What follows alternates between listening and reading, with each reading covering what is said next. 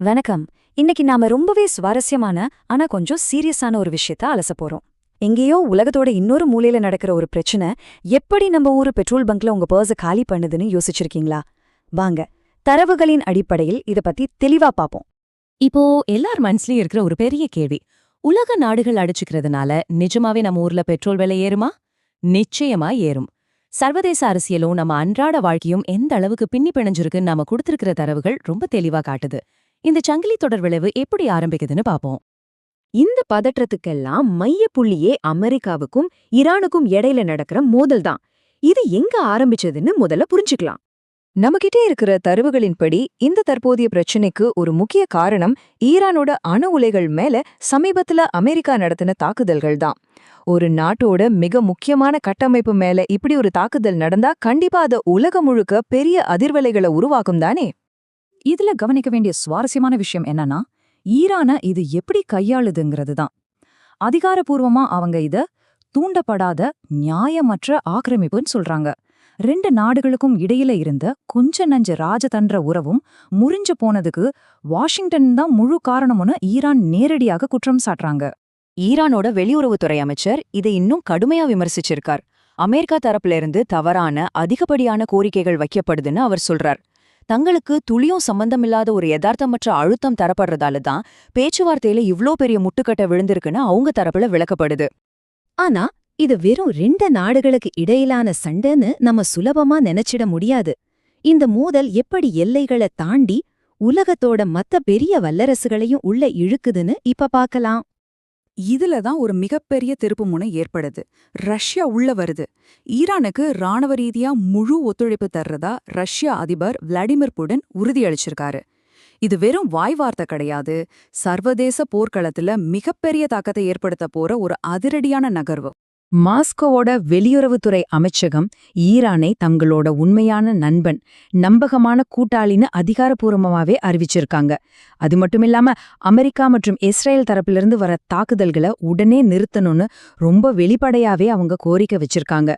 இந்த வார்த்தைகள் அவங்க ரெண்டு பேருக்கும் இடையில இருக்கிற பிணைப்பு எவ்வளவு பலமானதுன்னு காட்டுது. நிலைமை இதோட நிக்கல. இந்த பிரச்சனை எந்தளவுக்கு பெருசாகுதுன்னு கவனிங்க.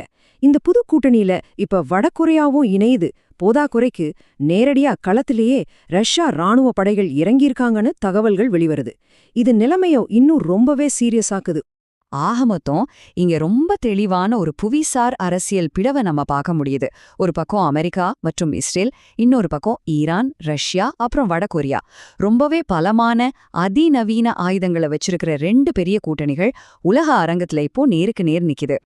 இவ்வளோ பெரிய கூட்டணிகள் உருவாகும்போது அதோட சங்கிலித் தொடர் விளைவு எப்படி இருக்கும்னு யோசிச்சு பாருங்க. இது ஏதோ ஒரு மூலையில நடக்கிற சாதாரண பிரச்சனை இல்ல. இந்த கூட்டணிகளோட பிரம்மாண்டத்தை பார்க்கும்போது இதோட விளைவு என்னவாகுமோன்ற அச்சம் எல்லா நாடுகளுக்குமே வந்துருச்சு. அதனால சுமார் 50-60 நாடுகள் வரைக்கும் இந்த சூழ்நிலைய ரொம்ப உன்னிப்பா கவனிச்சுட்டு வராங்க. எல்லாருமே ஒருவித உச்சக்கட்ட எச்சரிக்கையோட தான் இருக்காங்க. இந்த பதற்றம் எந்த அளவுக்கு பரவலான கவலையை ஏற்படுத்தி இருக்குன்னு பாருங்க. இந்தியா, சீனா, பங்களாதேஷம், இலங்கை, பாகிஸ்தான்னு நம்மள சுத்தி இருக்கிற நாடுகளா இருக்கட்டும், அல்லது கசகஸ்தான், கிர்கிஸ்தான், அப்புறம் பல்வேறு அரபு நாடுகளா இருக்கட்டும், உலகத்தோட பெரும்பான்மையான மக்கள் தொகையை கொண்ட இந்த நாடுகள் எல்லாமே அடுத்து என்ன நடக்கும்னு ரொம்ப கவலையோட காத்துக்கிட்டு இருக்காங்க. இப்போ விஷயத்துக்கு வருவோம். இந்த சங்கிலி தொடர் விளைவோட கடைசி புள்ளி, அதாவது உலக அரசியல்ல நடக்கிற இந்த மோதல்கள் எப்படி உங்க பர்சன் நேரடியா பதம் பாக்குதுன்னு பாப்போம். மத்திய கிழக்கு நாடுகள்ல ஏற்பட்டிருக்கிற இந்த நிலையற்ற தன்மையும் இதுல உலக வல்லரசுகளோட நேரடி தலையீடும் சேர்ந்து எரிசக்தி சந்தைகள்ல மிகப்பெரிய அதிர்ச்சியை ஏற்படுத்தும் ஆபாயத்தை உருவாக்கியிருக்கு. இதோட நேரடி விளைவு என்ன தெரியுமா? கச்சா எண்ணெய் மற்றும் எரிவாயு விலை முழுமையா எக்கச்சக்கமா அதிகரிக்கக்கூடிய ஒரு பெரிய அச்சுறுத்தல் இப்போ உருவாக்கியிருக்கு. தரவுகள் நமக்கு ஒரு அபாய மணிய அடிக்குது. நிலைமை இன்னும் கொஞ்சம் கைமீறி போனா கூட உலகளாவிய கச்சா எண்ணெய் விலை ஒரு பேரலுக்கு $100 தாண்டிடுங்கிற சூழ்நிலைய நம்ம பார்க்க நேரிடும். இது ரொம்பவே பெரிய அபாயகரமான ஒரு எல்லை. சொல்லப்போனா இந்த விலை ரொம்ப சீக்கிரமாவே $105 தொடக்கூடும்னு கணிப்புகள் சொல்லுது. இதோட அர்த்தம் என்ன?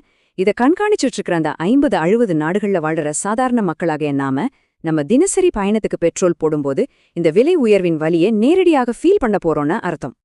ஆக இந்த அலசல நாம முடிவுக்கு கொண்டு வரும்போது நமக்கு முன்னாடி ஒரு முக்கியமான கேள்வி நிக்குது.